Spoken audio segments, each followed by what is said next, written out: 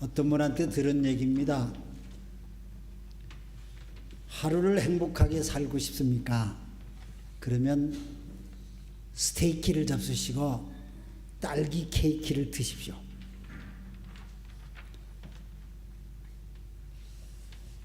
또 하루를 행복하게 살기를 원하면은 골프 치러 가십시오. 한 주간을 행복하게 살고 싶다면은 크루즈 여행을 가십시오. 한 달을 행복하기를 원한다면은 새 자동차를 사길 바랍니다. 아니면 자기 일생이 행복하기를 원한다면 지금 자기가 사라져도 자기를 찾고 기다리는 사람이 있나 없나 살펴보시기 바랍니다. 다른 말로 하면 좋은 인간관계를 갖는 것이 행복이라는 겁니다. 듣고 보니까 그 말을 들으니까 갑자기 스테이키가 먹고 싶어졌고 그런 생각들이 들었어요. 그런데 우리가 정말 행복하게 사는데 굉장히 참 뺄 수 없이 중요한 게 뭐냐 저한테 묻는다면 건강인 것 같아요.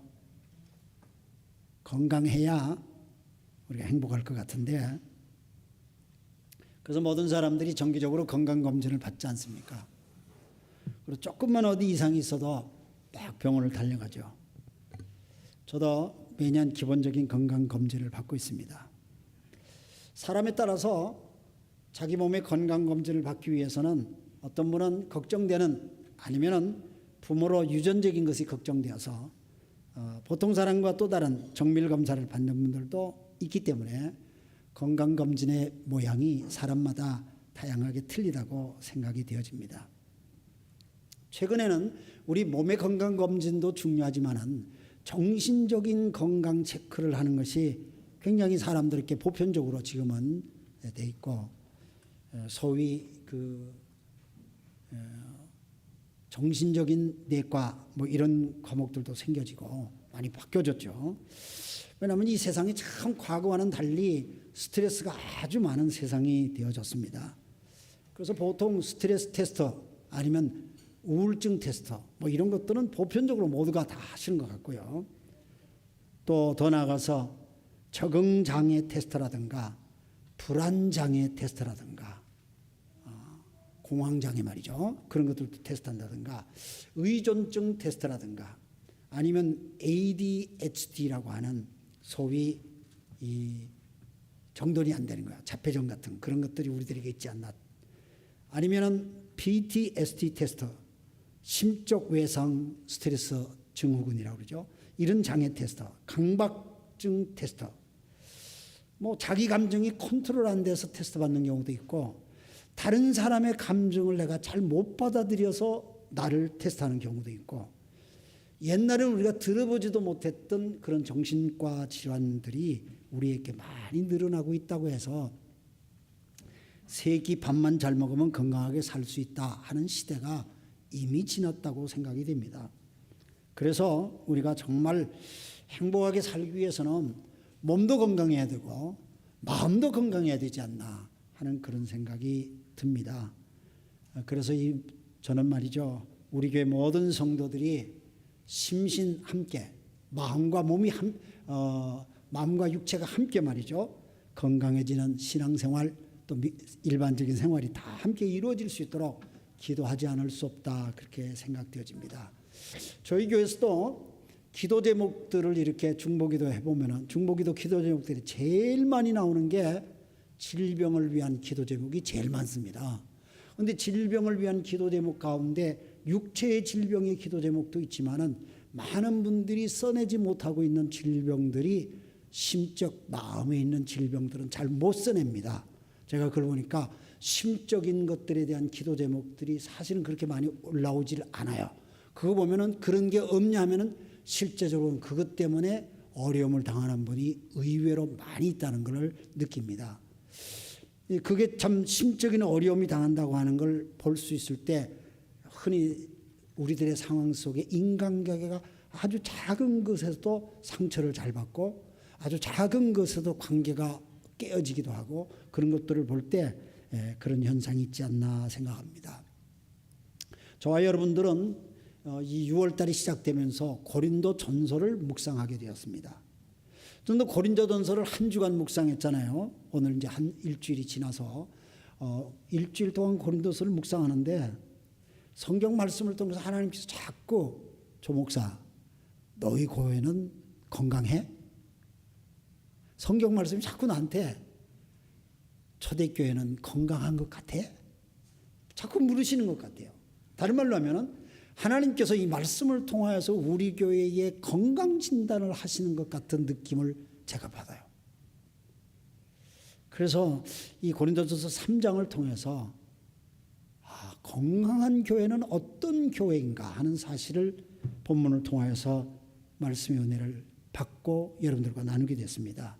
여러분 아시다시피 이 고린도전서는 바울 사도가 2차 세계 전도 여행을 이렇게 다니다가 고린도라고 하는 지역을 갔죠. 고린도는 그리스에 지금도 그 도시가 있습니다. 항구 도시죠. 그곳에서 하나님 말씀을 전하다가 믿는 사람들이 나와서 가정교회가 시작된 교회가 고린도에 있는 교회입니다. 그런데 바울이 거기서 교회를 그렇게 시작을 하고 바울은 순회 전도다니까 떠났잖아요. 그래서 돌아왔다가 3차 전도 여행을 나갈 때에 바울이 그 얘기를 듣게 됩니다. 에베소에서요. 이 바울은 고린도 교회에서 온 어떤 성도를 통해서 바울 선생님 고린도 교회는 지금 이런 문제가 있어요 하고 그 증상을 다 얘기를 하는 거예요. 마치 어떤 성도가 목사님 아무개 성도 요즘요 발 걷는 게 참 이상해요. 옛날에는 큰 폭으로 걷던데 요즘은 조금 걸어요. 혹시 파킨슨이라도 왔는지 모르겠네요. 누군가가 이렇게 얘기해 주는 것처럼 고린도 교회 형편을 바울한테 와서 얘기해 주는 사람이 있었어요. 그 얘기를 다 듣고 보니까 바울이 내가 전도해서 교회를 개척은 했지만은 이 교회 성도들이 건강을 잃었구나. 건강하지 못하구나. 그래서 고린도 교회를 향해서 바울이 얘기하기를 너희들은 어린아이와 같은 크리스찬들이다. 너희들은 어린이 애기야. 이 말은 다른 말로 하면 좋은 표현으로 했는데 사실은 이 말은 너희들은 건강하지 못하다는 그런 얘기입니다. 고린도 교회가 건강하지 못해요. 그래서 건강하지 못하기 때문에 바울은 직접 그 말을 쓸 때에 너희들은 육에 속한 사람들이다. 이 말은 예수를 믿기는 믿는데 옛날 육체의 욕망대로 살았던 그 방식이 아직도 그대로 남아서 신앙생활을 하는구나 하는 그런 얘기입니다. 쉽게 말하면 교회를 다니긴 다닙니다만 그들 속에는 옛날의 삶의 방식이 떠나질 못하고 있어요. 예수를 믿습니다 하고 그렇게 말은 하는데 옛날의 방식대로 사는 거예요. 사실은 고린도전서 1장 5절과 7절 말씀에 보면 고린도 교회는 모든 말씀에 풍족했고 고린도 교회는 모든 지식에 풍족했고요. 그래서 예수 그리스도 안에서 풍성한 자라서 어떤 은사도 전부 다 받았다고 하는 그런 열심 있는 교회로 예수님의 재림을 기다리는 멋진 교회라고 하는 표현의 인사말이 기록된 걸 볼 수 있습니다. 그럼에도 불구하고 바울은 이 고린도 교회의 그리스도인들을 향하여 너희들은 육에 속한 사람이다. 다른 말로는 너희들은 어린아이 같은 크리스찬들이다. 그렇게 진단을 내렸어요. 좀 기분이 안 좋은 얘기 아니겠습니까? 너희들은 크리스찬은 크리스찬인데 아주 질이 낮은 크리스찬들이야. 뭐 이런 말이니까요. 교회에 어린아이가 많은 것은 참 좋은 일입니다. 왜냐하면 그 어린아이가 언젠가는 다 자라서 어른이 될 거니까요. 그래서 교회는 어린아이가 많아야 됩니다. 근데 바울이 지금 이 고린도 교회를 향하여 너희들이 어린아이와 같다고 이렇게 말하는 표현은 그 어린아이의 의미와는 다르죠. 그들은 성경의 지식도 있었고 신앙의 열심도 있었습니다. 그럼에도 불구하고 그들은 여전히 어린아이, 다시 말해서 성장하지 않고 있다는 얘기입니다. 전혀 자라지 않고 있다는 얘기입니다. 그래서 어린아이처럼 미숙한 신앙생활을 그대로 하고 있다고 바울이 지적합니다. 고린도 교회 크리스찬들이 십자가의 복음을 모르는 게 아닙니다. 그들이 하나님의 자녀로 구원받지 않았던 것도 아닙니다. 구원받았습니다. 그런데 영적으로 성장하지 못하는 가운데 있었기 때문에 그들은 옛날 예수 믿기 이전에 살던 방식 그대로 살고 있었습니다. 그대로 육체의 욕망대로 살았습니다. 그대로 술 취하고 살았습니다. 그대로 우상 숭배하는 것도 같이 했습니다. 예수님을 믿습니다 하면서도 그냥 세상 사람들 하는 것 똑같이 했습니다. 그러다 보니 교회 안에서 늘 어지러운 얘기가 많습니다. 맨날 유치한 걸로 싸웁니다. 맨날 어지럽습니다. 여러분, 어린아이 크리스찬들에게 보이는 특징이 세 가지가 있습니다. 오늘 성경이 그렇게 얘기하는데 2절에 뭐라고 얘기하는 줄 아십니까? 바울이 2절에 얘기하기를 여러분에게는 젖을 먹였을 뿐 단단한 음식을 먹이지 않았습니다. 지금도 못 먹입니다. 바울 그렇게 합니다. 그 말은 고린도 교회는 젖을 먹는 어린아이와 같은 신앙 레벨이란 얘기죠. 이걸 다른 말로 하면은 좀 바울이 깊은 영적 세계를 설명하고 하나님의 나라가 지금 임하는데 하나님의 나라 속에 우리의 역할은 어떤 것인지 깊은 진리를 좀 설명을 하려고 해도 고린도 교인들은 그런 말은 싫다는 거예요. 받아들이질 않는 거예요. 깊은 진리를 깨우치는 말씀을 그들은 받지 못하고 그저 자기 만족하는 축복받는 얘기, 뭐 집 평수가 몇 평 늘어났다는가, 새 차를 뭘로 샀다든가 뭐 그런 얘기해 주는 것만 좋아하는 그런 미숙한 교회라, 그런 표현입니다. 아이가 나이가 먹고 덩치는 커가는데 자라지 않으면 본인은 힘들고 괴로운 게 하나도 없습니다. 그런데 아이가 나이가 먹고 덩치는 커져가는데 어린아이처럼 맨날 똥오줌을 못 가린다면 제일 고통받는 것은 부모입니다. 하나님이 안타까운 거예요. 전도자 바울이 안타까운 거예요. 그래서 어린아이 같은 크리스찬들은 이런 유치한 모습이 성장하지 못하면서 나오는 게 있다랍니다. 두 번째 특징은 3절에 바울이 얘기하여 3절에 뭐라고 했습니까? 여러분은 아직도 육에 속한 사람들입니다. 여러분 가운데서 시기와 싸움이 있습니다. 시기와 싸움이 있어요.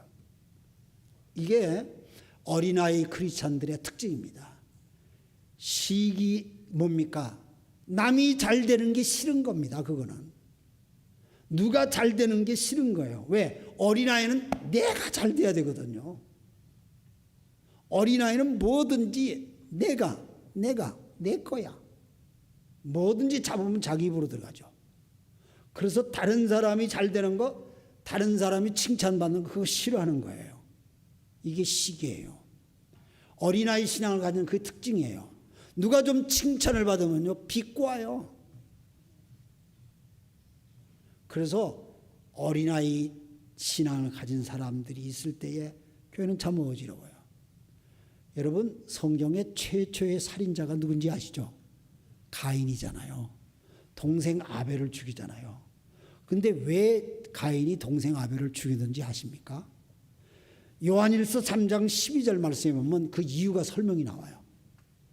가인은 자기가 한 행동이 악하고 아벨이 한 행동이 하나님 앞에 그게 바르다는 사실을 알아요. 시기하는 거예요.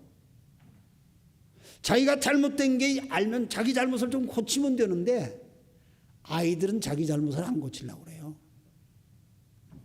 아이의 특징은 상대방을 시기하는 거야. 그래서 가인이 동생 아벨을 죽였다는 거예요. 그래서 이 어린아이 신앙자들의 특징은 남이 잘 되는 걸 못 봐요. 시기해요. 그래서 잘 싸우는 거야.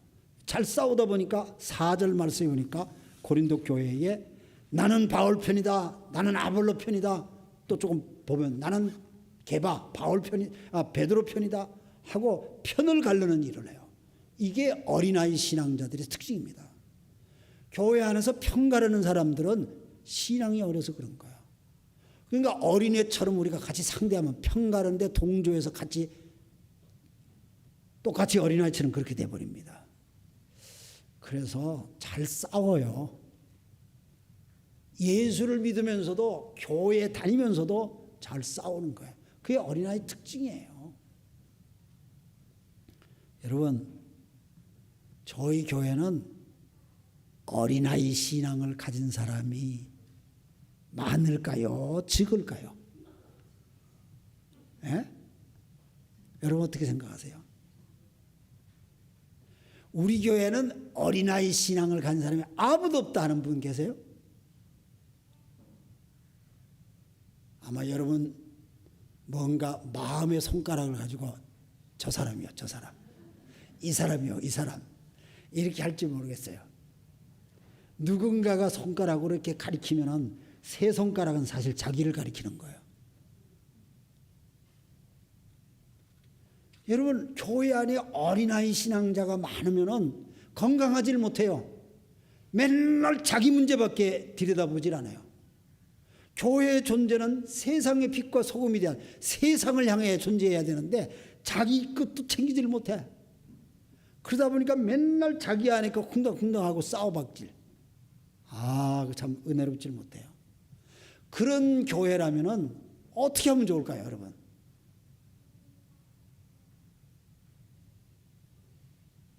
언젠가 내가 한국의 지구촌교회 이동원 목사님 만났더니 그 교회는 막 급성장해가지고 교회가 많은 사람이 몰려들었거든요. 그러니까 그런 사람들이 꽤 있대요. 왜? 다른 데서 막 몰려온 사람들이 많아서 그 교회에서 훈련받고 그렇게 하는 거예요. 그래서 목사님 기도한대요. 하나님, 저 사람이 그냥 참 문제입니다. 우리 교회에서 떠나게 해주옵소서. 그렇게 기도한대요. 그래서 그 목사님 얘기가 떠나게 기도하는데 가만 생각하니까 기도를 나중에 바꿨대요. 하나님, 그 사람들이 어린아이 신앙을 버리고 어른의 신앙으로 바꿔지게 해주옵소서. 여러분, 어린아이 신앙 사람들이 많으면 어떻게 하면 좋을까요? 해답은 아주 심플합니다. 다들 어린 애 같은 신앙을 가졌다면 오늘부터 잘하면 돼요. 자라서 어른이 되면 돼요. 그러면 문제가 다 해결됩니다. 어른들은 기분이 조금 나쁘긴 해도 싸우면 다음에 또 만나기가 불편해지니까 나 안 싸울래. 이게 어른이에요. 그게 어른이 돼야 돼요. 교회가 건강한 교회가 뭐냐? 어른이 많은 교회예요. 어른의 신앙자가 많아요. 그래서 건강한 교회, 두 번째 말씀드리는 건강한 교회는 성장하는 교회예요. 숫자가 많이 모이는 성장, 그 말이 아니고 성숙해지는 성장을 말하는 겁니다. 5절과 6절에 기록된 말씀을 보니까 고린도 교회를 지도하는 지도자들이 이름이 나옵니다. 바울의 이름도 나오고 아볼로의 이름도 나오고 나중에 베드로의 이름도 나옵니다. 교회 안에 이런 지도자들이 있어요. 지도자들은 교회의 리더들이죠. 앞장선 분들이에요. 이분들은 복음의 씨를 뿌리기도 하고 물을 주기도 하는 분이라고 설명을 했어요. 목적은 뭐냐? 하나님이 그분들을 통하여 가지고 믿음으로 사는 교회의 성도들의 신앙이 자라도록 하게 하는 게 목적이에요. 자라도록 해야 돼요. 그런데 이분들은, 이 리더들이 봉사를 하는 것은 특히 교회의 지도자들, 앞장선 리더들은 참 중요한 게 한 가지가 있는데 그게 하나 되는 팀워크예요. 왜냐하면 하나님께서는 어떤 분한테는 씨를 뿌리는 일을 맡겼고 어떤 분한테는 물 주는 일을 맡겼고 이런 것을 다 했지만 그러나 자라게 하시는 분은 하나님이신데 이분 봉사자들을 통해서 성도들을 자라게 한다는 거예요. 그렇기 때문에 쉽게 얘기하면은 저희 교회 저를 비롯해서 목사님 몇 분 계시잖아요. 이분들이 우리 성도들이 잘 자라서 하나님이 본래 하신 뜻 가운데 우리 교회가 온전한 어른의 성도들로 교회가 성숙해 가야 돼요. 그것 때문에 우리가 존재하는 거예요. 근데 그렇게 하려다 보니까 힘든 것도 있어요. 봉사하는 전도자들은 때로는 힘든 것도 해요. 막 속삭이는 일도 있고요. 막 힘든 것도 있긴 하지만은 그러나 하나님께서 오늘 성경에 보니까 삭스를 준대요. 대가를 주신대요. 하나님의 은혜의 축복을 사명자들에게는 다 주신다는 거예요. 고생은 하지만은 하나님의 축복도 있다. 저는 이 성경을 묵상하면서 하나님 저한테 주실 축복이 뭡니까? 막 성경을 묵상하면서 찾았어요. 일본어 성경에 보니까 보수란 말로 기록되어 있어요. 하나님이 전도자, 수고하는 봉사자들에게는 하나님의 보수가 따른대요. 우리 한글 성경에는 삭시 따른다, 품사시 따른다, 뭐 그런 얘기입니다. 그런데 하나님이 우리에게 그런 대가를 주실 때에는 그 일하는 걸 순종하는 걸 보고 거기에 합당한 복을 주신다는 거예요. 여러분, 우리 하나님은 평가를 하는 성과주의자는 아닙니다. 쉽게 말하면 조 목사, 예배당 크게 잘 졌네, 성도 숫자가 많이 늘어났네, 헌금을 많이 하도록 잘 이끌었네, 뭐 이런 걸 통해서 하나님이 저에게 복을 주신다, 그런 말이 아닙니다. 하나님께서는 이 종이 하나님 앞에 봉사를 할 때는 어떻게 하나님 앞에 충실하게 일을 해왔는가. 충실하다는 말은 처음에 부름받을 때와 마지막 때까지 변함없이 똑같은 자세로 하나님 앞에 순종하고 헌신하는 걸 말합니다.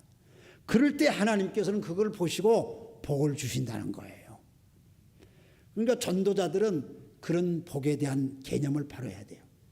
그러니까 목사, 교회에서 꼭 목사만이 전도자가, 봉사자가 아니죠. 우리 교회는 목자들이 다 그렇죠. 그런데 이런 분들은 9절 말씀에 보니까 모든 교회 리더들은 내가 하나님의 동력자라는 사실을 잊어서는 안 됩니다. 저는 9절 말씀에 보니까 우리는 하나님의 동력자요, 바울이 그렇게 얘기하죠. 나는 하나님의 동력자입니다. 이게 내가 하나님의 동력자란 말은 굉장히 프라이드가 높은 의식 아닙니까?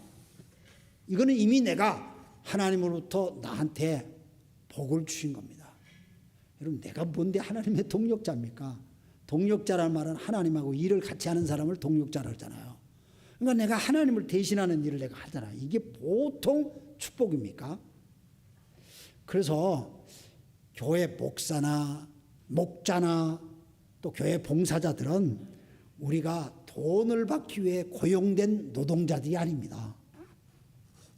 이게 참 중요해요. 돈을 받고 계약하고 노동계약을 맺은 노동자가 아니라는 겁니다. 적어도 우리는 창조주 하나님께서 저에게 하나님의 꿈이라고 하는 비전을 말씀해 주셔가지고 내가 하나님의 비전을 이 가와사키 이 땅에서 같이 이루어나가기 위해서 나는 하나님의 동력자로 부름을 받았고, 그래서 나는 하나님과 함께 그 하나님의 나라를 이루는 영적인 파트너가 됐습니다. 그러니까 내가 얼마나 프라우드해요. 안 그러겠어요? 하나님이 나를 그렇게 부르시고 나를 인정해 주시니까. 예수님께서 마태복음 25장에서 달란트 비유의 말씀을 주셨습니다. 1달란트, 2달란트, 5달란트를 각 사람들에게 나눠주고 주인이 떠났다가 돌아와서 그걸 계산했다는 얘기죠. 2달란트, 5달란트 받은 사람은 성실하고 충실하게 자기의 달란트를 활용해서 모든 이윤을 남겼습니다. 그랬더니 주인이 뭐라고 그래요? 착하고 충성된 종아, 네가 참 잘했다. 네가 이 어려운 가운데도 내가 너한테 준 게 별로 많지도 않았는데 그걸 가지고 충실하게 열심히 일했구나. 그래서 이렇게 충실했으니 내가 많은 것을 너한테 내가 또 맡기마. 그리고 이 주인이 누리는 기쁨을 너도 누려라. 저는 그 마지막 말씀이 너무너무 놀라요. 주인이 누리는 기쁨을 너도 누리라. 다니면 하나님이 누리시는 그 기쁨을 종된 부름받은 나도 함께 누린다는 거예요. 이게 축복이에요. 이게 보통 축복이 아니에요. 이게 우리가 받을 영적 보수의 대가입니다. 여러분, 하나님의 기쁨이 구체적인 뭘까요? 하나님이 뭘로 기뻐하실까요? 우리 신앙 공동체 모든 그리스도인들이 성장하는 것, 이걸 통하여 하나님이 기뻐하시는, 자녀들을 자라는 걸 보면 부모가 막 그렇게 기뻐요. 지난 주일 2주 전에 미국에서 우리 딸 가족이 왔는데 손주가 둘이 왔거든요. 오래간만에 봤어요. 벌써 대학교 3학년이 됐고 고등학교 1학년이 됐어요. 보는 것만 해도 전 좋더라고. 그래서 야, 뭐 먹을래? 물어보지도 않는데 막 내가 물어보고요. 뭐 사줄까? 막 물어보지도 않는데 내가 막 사줄 걸 챙기고요. 야, 필요하지? 용돈을 막 주고요. 나는 한 달 동안 달달달달 떨면서 살면서 그냥 손주한테는 막 주고 싶더라고요. 왜? 그게 어때요? 나의 기쁨이요. 그게 제 기쁨인 거예요. 하나님이 뭘 보고 나를 기뻐하시겠어요? 하나님의 제일 기쁘신 것은 하나님의 아들, 딸들이 성장하고 점점 자라는 걸 보니까, 이야, 너 어떻게 나보다 키가 더 커진 것 같아. 보는 것으로 막 너무너무 기쁜 거예요. 근데 그 기쁨을 전도자들이, 주의 종들이 그걸 누려야 돼. 그걸 누리지 못하고 교회에서 주는 월급 봉투만 맨날 기다리는 목사라면 찌질이 못난 인간이고, 그거는 하나님의 기쁨을 내가 누릴 때에 축복인 거예요.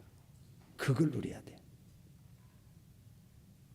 그래서 바울은 고린도 교회를 나와서 여러분은 하나님의 밭입니다 하는 그런 말씀을 한 것이에요. 하나님의 밭이래요.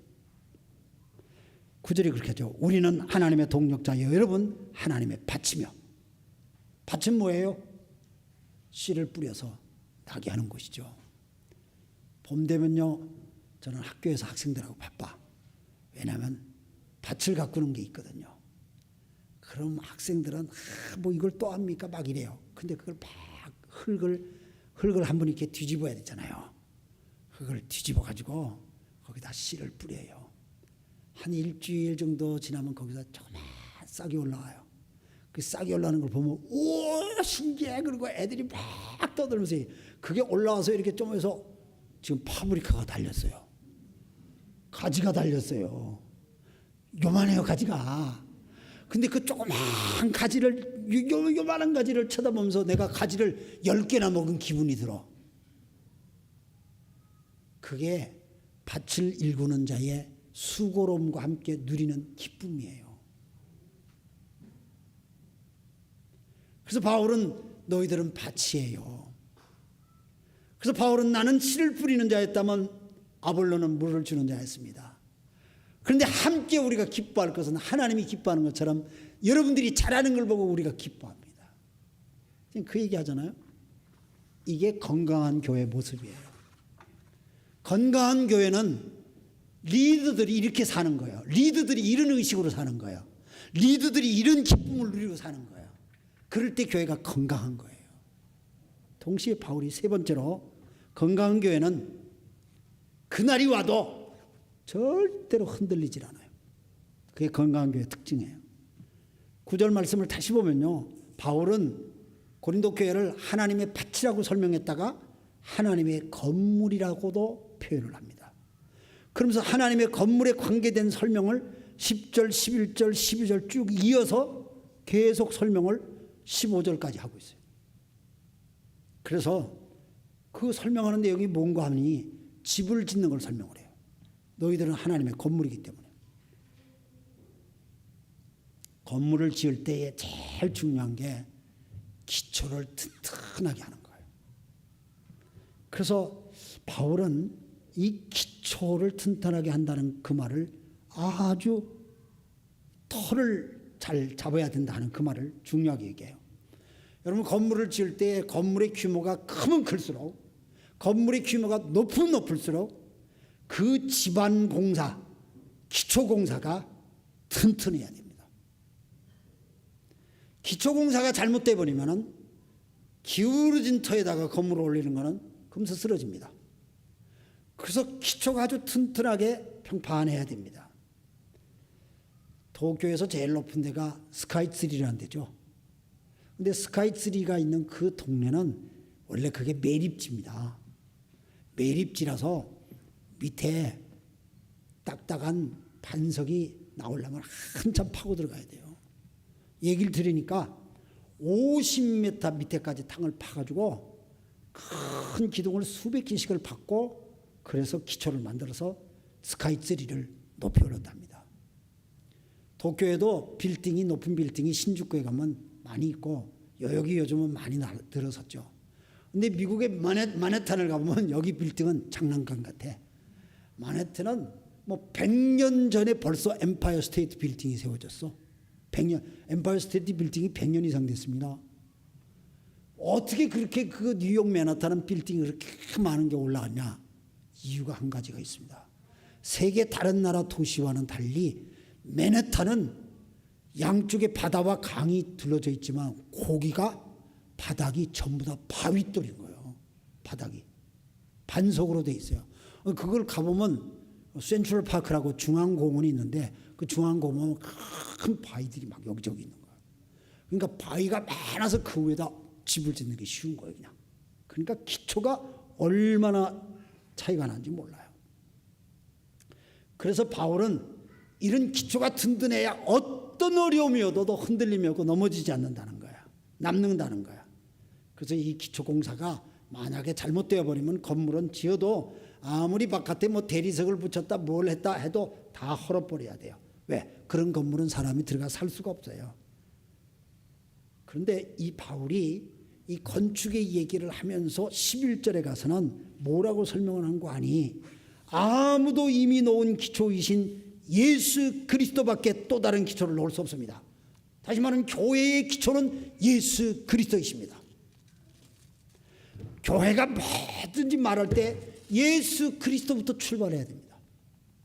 교회가 뭐를 세울 때 예수 그리스도로부터 세워야 됩니다. 교회가 무슨 계획을 할 때 예수 그리스도부터 계획을 세워야 됩니다. 모든 게 예수 그리스도로부터 세운다. 이걸 바울이 아주 강조를 하는 거예요.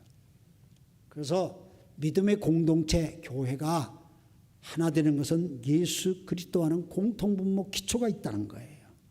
이게 건강한 교회라는 거예요. 그리고 사람들에게 누가 이 기초 위에 금이나 은이나 보석이나 나무나 풀이나 집 6가지를 얘기해요. 이런 재료들을 가지고 여러분들이 교회를 막 이렇게 세울 겁니다. 그러나 기초는 예수 그리스도 위에 세웁니다. 근데 사람들은 금으로, 은으로, 보석으로, 나무로, 집으로 뭐 이런 등등으로 다 세우는데 여러분 금, 은, 보석, 나무, 풀, 집 하나하나 이거 해석할 수도 있습니다. 그러나 오늘 본문이 금, 은 이것에 대한 해석을 하라고 주는 말씀이 아니고 오늘 본문에서는 이 금, 은, 보석, 나무, 집 혹은 풀 뭐 이런 것들은 우리들에게 둘로 딱 나누어진다는 것을 강조하는 거예요. 왜냐하면 성경은 성경의 문맥으로 해석을 해야 돼요. 그래서 그 문맥으로 해서는 그 뒤에 말씀들을 보니까 금은 보석과 나무와 풀과 집 딱 나눠져요. 세 가지로. 그건 뭐예요? 어려운 재난이 오면은 금, 은, 보석은 남아있는 거고 불에 안 타. 그러나 나무, 풀, 집은 금세 조금만 바람이 불고 불이 붙어버리면 다 타버려. 남지를 안 해. 여러분들이 교회를 세우려면은 남는 것으로 세우셔야 됩니다. 지금 그 얘기입니다. 건강한 교회는 어려운 재난이 오고 불의 재난이 오고 고통이 오고 시험거리가 와도 절대로 흔들리지 않는 교회가 되기 위해서는 이런 것들을 해야 됩니다. 바울이 설명하는 것은 지금 그겁니다. 다시 말하면 금과 같은 순수한 신앙, 은과 같이 그저 말씀이라면 순종하는 태도, 보석처럼 사람을 자기보다 귀중하게 여기는 사랑과 어떤 것에도 나는 최우선의 헌신을 먼저 하겠습니다 하는 이런 자세로 교회를 세워나갔을 때에 그런 교회가 건강한 교회가 되어서 시련의 불이 찾아오고 심판의 불이 온다 할지라도 절대로 불타 없어지는 교회 아니고 남아있는 건강한 교회 됩니다. 바울이 지금 그 얘기하는 거예요. 그러나 나무로 후닥닥 풀로 그냥 그 풀을 꺾어다가 같이 얹고 지푸라기로 그냥 올려 금세 할 수 있어요. 그거는 뻔뻔하게 집을 다진 것처럼 보여줄 수 있어요. 그러나 이건 바람 불고 비바람이 오고 불이 붙으면 한순간에 싹 다 없어집니다. 바울이 얘기하기를 이걸 풀자면은 교회 안에서 자기 만족을 위해서 봉사를 한다든가 그래도 내가 봉사해야 사람들이 날 알아주지 세속적인 성공의 개념으로 교회를 봉사를 한다든가, 아니면 이름뿐이지 그저 사람들한테 보이려고 하는 위선하면서 사람들한테 뭔가 내가 이만큼 한다 하는 걸 보이기 위해서 봉사하는 그런 교회를 세운다면 그 교회는 시련의 비바람이 오고 시련의 불길이 닥치면 다 타버려서 다 떠나버릴 것이고 남는 게 하나도 없을 겁니다. 그건 건강한 교회가 아닙니다. 바울 사도가 고린도 교회한테 지금 그걸 말씀하시는 거예요. 그래서 다 타버리면은 너무너무 부끄럽잖아요. 그래서 15절 여러분 한번 보세요. 15절. 어떤 사람의 작품이 다 타버리면, 그러니까 어떤 사람이 세운 교회가 다 타버리면 그는 손해를 볼 것입니다. 이 손해에 대한 자세한 설명이 그 뒤에 나오지는 않아요. 어떤 손해를 보는지. 그러니까 우리가 예수의 이름으로 구원받아 하나님의 자녀가 되었으면 우리 모두가 영적인 교회잖아요. 우리 자신들도. 나도 교회고 우리 함께 모인 우리 공동체도 초대 그리스도 교회라는 교회죠. 동시에 그런데 내가 만약에 나무와 풀과 집으로 세운 교회를 내가 짓는다면 나는 언젠가 불타서 없어질 것이고 손해를 본답니다. 그런데 15절 그 뒤에 보세요. 손해를 볼 것입니다. 그러나 그 사람은 구원을 받을 것이지만 불속을 헤치고 나온 듯 할 것입니다. 구원을 받긴 받는데 막 불타서 다 쓰러지는 그 교회에서 막 불길을 헤집고 겨우 살아서 얼굴이 시커매가지고 나올 겁니다. 지금 그 얘기예요. 옛날 성경은 이 성경을 뭐라고 번역했냐면은 부끄럽게 구원을 받을 것입니다. 그런 식으로 표현을 했어요. 소위 하나님의 구원에는 부끄러움이 없습니다. 그렇죠? 그리스도 예수의 십자가 보혈로 우리가 구원받기 때문에 구원 자체의 부끄러움이라는 구원이란 있을 수가 없습니다. 하나님의 구원은 완벽합니다. 내 부족함, 내 행위에 근거해서 구원받는 게 아닙니다. 예수 그리스도의 피공로에 의지해서 우리가 구원받습니다. 이건 틀림이 없습니다. 그래서 나무로 집을 짓거나 풀로 짓거나 집으로 집을 지어서 예배당을 한다 할지라도 불이 다 타고 없어져도 그 사람도 구원은 받습니다. 그러나 그 사람이 구원받은 그 구원이 자랑스럽게 사람들 앞에 간증하는 구원으로 하나님 앞에 붙들림 받지 못한 것이 부끄럽다 그 얘기입니다. 구원받긴 받았는데 늘 숨어서 늘 조용히 뭐 이렇게 사는 거예요. 그게 너무너무 안타까운 거예요. 그래서 우리가 바울은 얘기하는 거예요. 여러분 어린아이 신앙을 좀 버리세요. 이렇게 살면 안 됩니다. 여러분 저희 교회가 금년에 교회 세운 지 40년이 되잖아요. 40년이 돼요.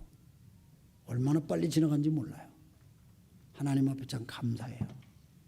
그런데 저희 교회 건강한 교회라고 생각하세요? 저희 교회 건강한 교회라고 생각하세요? 아니면 저희 교회는 문제가 많은 복잡하고 건강치 못한 교회라고 생각하세요? 대답은 여러분 각자 해보시기 바랍니다. 그런데 주 예수 그리스도의 은혜로 구원받은 하나님의 성도들이 모인 곳이라면 우리는 건강한 교회를 추구해야 합니다. 설교를 마치면서 저는 여러분께 질문을 던지고 싶습니다. 어떻게 하면 건강한 교회 되겠습니까? 뭘 하면 건강한 교회 되겠습니까? 우리가 어떻게 해서 건강한 교회를 만들 수가 있겠습니까? 말씀드렸듯이 우리가 자라야 합니다. 성장해야 합니다. 어른의 신앙이 돼야 합니다. 언제까지 목장에서 반찬 투정할 거고 언제까지 목장에서 이 날짜 저 날짜 난 바쁘니까 이 날은 못 가니까 다른 날로 바꿔주세요. 정말 참 그런 분들 보면 교회도 오래 다닌 분들이 그런 얘기를 한다면 정말 숨이 턱턱 막혀요. 그냥. 어떻게 해서 무슨 벌 받았다고 목자가 돼가지고 그 고생을 다 하고 그냥 목자가 아닌 사람이 세도를 하고 세상에 이런 교회가 어디 있어? 한번 생각해 봐요. 그러니 우리가 잘하지 않으면 언젠가는 불태워서 다 없어질 것들이에요. 성경 가졌으면 고린도전서 13장을 한번 열어보시기 바랍니다. 고린도전서 13장. 바울 사도가 고린도전서 13장에서 사랑에 대한 얘기를 많이 해줬어요. 사랑에 대한 얘기를. 근데 사랑에 대한 얘기를 사랑이 없으면 뭐 꽹가리 같고 사랑이 없으면 아무 소용이 없습니다. 사랑해야 됩니다. 이 말을 쫙 하면서 바울이 그 말을 하면서 자기 고백을 하는 말이 13장 11절에 나와요. 우리 13장 11절을 여러분의 성경을 펼치기 바랍니다. 아니면 어플을 펴든지요. 13장 11절 같이 한번 읽겠습니다. 찾으셨습니까? 예. 집에 가서 찾으려고 안 찾으시나? 예. 지금 찾으세요. 그래서 같이 없으면 옆에 분 거 같이 좀 보시고 같이 함께 11절 같이 읽겠습니다. 시작. 내가 어릴 때에는 말하는 것이 어린아이와 같고 깨닫는 것이 어린아이와 같고 생각하는 것이 어린아이와 같았습니다. 그러나 어른이 되어서는 어린아이를 버렸습니다.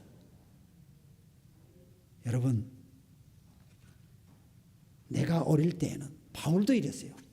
바울도 내가 어릴 때에는 말하는 것이 어린아이 같았어요. 깨닫는 것이 어린애 같고 생각하는 것이 어린애 같았습니다. 내 생각조차도 유치했습니다.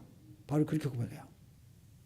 그러나 어른이 되어서는, 내가 믿음이 자란 뒤에는, 어른이 되어서는 그렇게 어린아이의 유치한 것을 내가 다 버렸습니다. 여러분, 제안합니다. 오늘부터 어린애 같은 유치한 것 다 버리십시다. 못 버리실 게 있어요? 다 버립시다. 그리고 어른의 신앙으로 다 일어서시기를 주의 이름으로 축원합니다. 그래서 우리 교회가 건강한 교회, 성숙한 교회가 돼서 하나님이 우리 교회를 보실 때, 야, 카와사키에 이렇게 귀한 교회가 있었구나. 너무너무 내가 기쁘다. 너희를 보니까 내가 살맛이 난다. 하나님이 우리를 볼 때 막 입이 막 여기까지 올라갈 수 있도록 그런 교회, 건강한 교회 되기를 주 예수님의 이름으로 축복합니다. 기도하겠습니다. 다 같이 오늘 말씀 기억하면서 우리 함께 기도하도록 바랍니다. 우리 함께 오늘 말씀 속에 하나님이 나한테 꼭 이 말씀을 붙들으라, 하나님 꼭 이렇게 해라, 나한테 권면하는 게 있고 하면은 하나님의 소리로 들으세요. 고린도전서는 2000년 전에 바울을 통하여 하나님께서 고린도의 교회라는 편지였습니다. 너희는 지금 건강하지 못해. 이 지상에 건강한 교회를 세우는 것이 축복이야. 근데 이게 2000년 후인 지금 시대를 사는 우리들에게 하나님의 말씀으로 기록되어 우리에게 들려집니다. 우리도 똑같이 그 자세를 받아야 합니다. 성도 여러분, 우리도 이 말씀을 굳게 붙잡읍시다. 그리고 주님 안에서 우리도 어린아이 것을 버리고 어른의 신앙으로 일어설 수 있기를 바랍니다. 오늘 말씀 붙들고 우리 함께 합심하여 기도하도록 하겠습니다. 기도합시다. 자비하신 아버지 하나님, 주님의 은혜와 사랑을 감사합니다. 오늘도 우리를 붙들어 주시고 인도하시는 하나님의 속에서, 하나님의 은혜 속에서 우리와 함께 해주시는 주의 은혜와 사랑과 감사의 찬송을 하나님께 영광을 돌립니다. 오 주님, 모든 것을 도우시고 주님 모든 것을 인도해 주시어서 감사합니다. 하나님의 성령의 아름다운 역사하심을 우리가 느끼면서 살면서 내가 어린아이와 같은 유치한 것을 버리게 해주시고 어른으로 자라게 해주시고 어른의 신앙으로 하나님을 영광스럽게 하고 그 복된 은혜를 누릴 수 있도록 주여 도와주시옵길 원하고 기도합니다. 하나님, 우리 교회를 사랑해 주시고 사역자들을 축복해 주시고 저들이 하나님의 동력자라고 하는 의식을 갖게 해주시고, 주님, 고용된 노동자가 아니고 하나님 앞에 우리가 부름받은 사명자로서 하나님의 비전을 같이 나누는 사람으로 온 성도들의 자라는 기쁨을 우리가 같이 누리도록 축복해 주시옵시고, 주님, 종들을 축복해 주세요. 그리고 우리 성도들도 그런 은혜를 가지고 어린아이의 신앙을 버리고 어른으로 자랄 수 있도록 우리 모두가 그렇게 되게 해 주옵소서. 주님, 함께 해 주시기를 원합니다. 이 종을 그렇게 해 주옵소서. 감사합니다. 주님, 도와주세요. 주님, 축복해 주세요. 함께 해주세요. 감사합니다. 예수님의 이름으로 기도드립니다.